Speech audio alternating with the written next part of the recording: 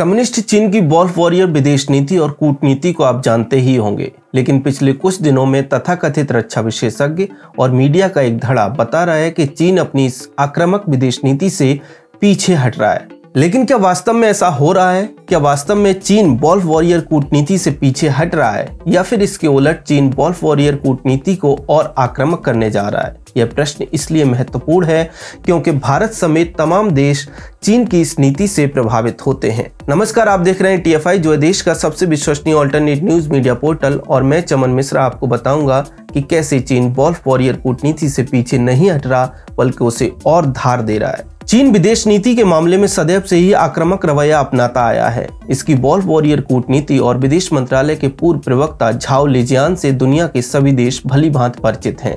लेकिन लिजियान का department of boundary और ओशन अफेयर्स में ट्रांसफर होने के बाद अधिकतर अखबार और विशेषज्ञ कयास लगा रहे हैं कि चीन वॉल्फ वॉरियर कूटनीति को त्याग कर अब नर्म रुख अपनाएगा। लेकिन ऐसा बिल्कुल भी नहीं है। चीन ने खिलाड़ियों को बदला है, लेकिन खेल का मैदान और नियम अभी भी वही है।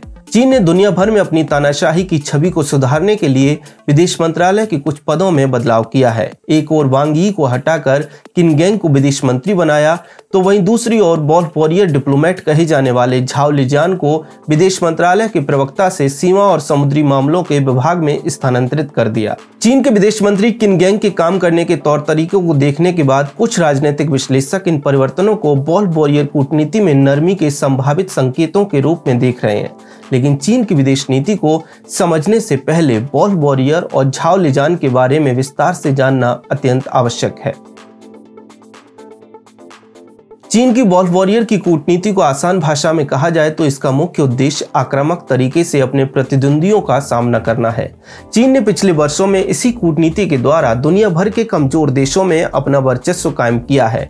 एक प्रकार से देखा जाए तो यह चीन की विदेश नीति का मूल है। चीनी कम्युनिस्ट पार्टी इसी नीति के तहत अपने एजेंडे तय करती है।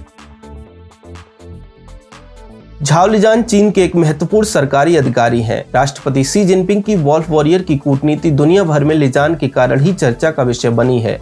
चीन में लिजियान को वॉल्फ वॉरियर कूटनीति का सबसे बड़ा योद्धा माना जाता है। साल 2015 में लिजियान चर्चा का विषय तब बने जब इन्हें पाकिस्तान के चीनी दूतावास में डिप्टी के तौर पर तैनात किया गया था। साल 2019 तक लिजियान इस पद पर रहे और अधिकतर चीनी एजेंडे को आगे बढ़ाते रहे।